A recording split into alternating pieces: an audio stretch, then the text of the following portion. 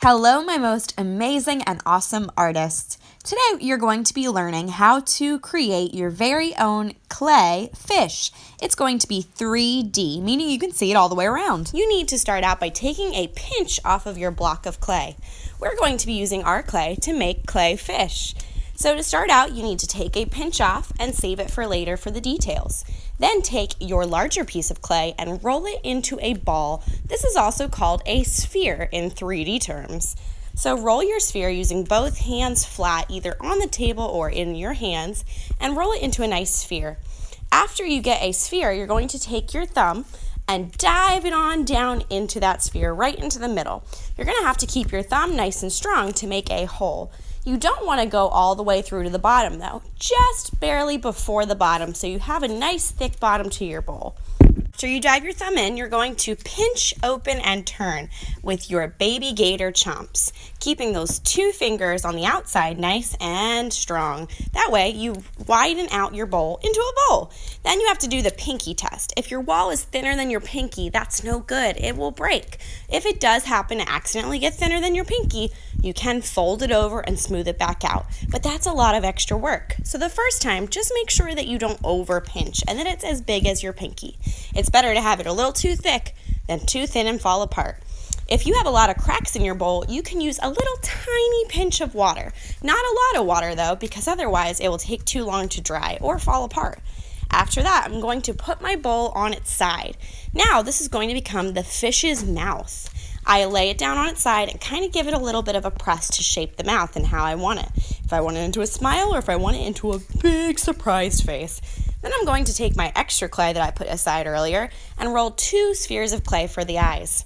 Now, anything that I make, I need to do something called scratch and attach. That's what that toothbrush is for. You're going to brush your clay where you want to stick it. It's like clay glue. You brush it on both things that you want to stick. So I'm going to brush it where I want to put the eye, and I'm going to brush the eyeball. Then I have to scratch and attach, stick, and then smooth and smush. I should not see any cracks left where I scratch and attach something because I need to smooth and smush it. You could use a little water to help you do this if you need.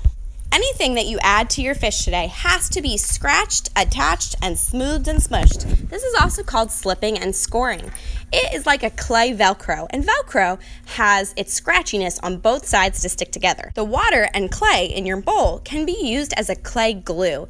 If you need a little tiny bit of glue, you can just dip your finger in and smooth around. But too much glue will make it so that your piece never dries and might just even get soggy and fall apart.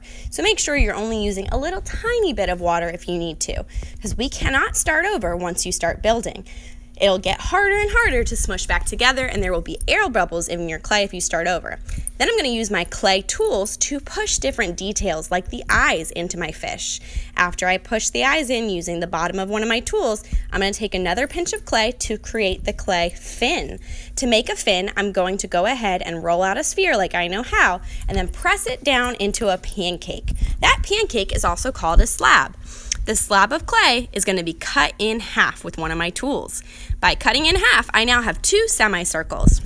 With those semicircles, I'm going to make them into the side fins.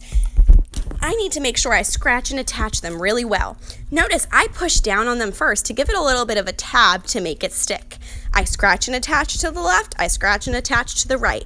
Super important that everything gets smoothed out and there's no cracks left. You have to turn your clay very carefully and make sure you're bringing that clay on over and making sure there's no cracks, because if you have a crack, that means it will probably fall off later, and I would hate for your fishy to lose its fin later on. After you scratch, attach, smooth, and smush, then you have options to add texture to your pinch pot fish.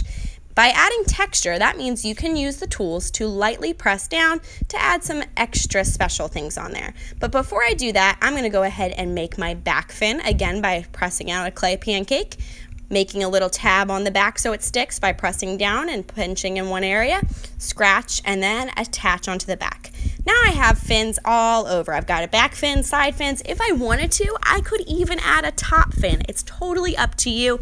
This is your fish. It could be real or imaginary. However you want to make your fish, it's up to you. Now I'm using those clay tools that I talked about to lightly press some texture into it. I'm going to use one that looks like a popsicle stick. Oh, and I'm going to use it to make some lines into my fishy. Maybe I want to carve some details in there. It's just important that there is no clay sticking up little pieces because they will turn sharp once the clay gets baked in the kiln. So I'm making sure that I'm just doing those details very lightly. Then I'm going to use my popsicle stick looking tool to press in some scales onto my fish by pressing lightly just on the top. If I press too hard, it'll make a hole in my fish. So I'm pressing very lightly, making scales. Holding my fish and turning it as I go, just getting the scales on the parts that will be seen. I don't need to put scales on the bottom because that's where it's going to sit on the table. If you have any extra time today after adding texture to your fish, you can add on a top fin if you have any extra clay. Only if you have extra clay though. No clay goes home in pockets. It's super important that we either use it up or we save it for the next group of students to use. So I'm going to go ahead and I'm going to make one more fin on top, doing the same technique I used to make my side fins. Scratch and attach, then I'm going to smooth and smush. But wait, if I have more time, there's one more thing I can add to my fish, and that's a clay tongue. If you want to add a clay tongue to your fish, you can do that. Rolling out a very short coil. A coil is like a clay snake you might have made with Play-Doh before. I scratch inside the mouth, smooth and smush. Then I have a tongue sticking out of my silly fish. Your fish could be realistic, it could be silly, it can be however you want. Alright, awesome artists. When you're done adding all your details and everything is scratched and attached on very, very well, these fishies need to dry. To dry, we're going to put them in a box. So I'm going to go ahead and use an art wipe to wipe off my hands today. It's super important that you get the clay off with a wipe instead of the sink, because if we put too much clay down the sink, it will clog the sink, and that would be very bad. So I'm using an art wipe to clean up my hands, wipe off my clay mat a little bit, and then I'm going to take my fish and I'm going to put it in a box.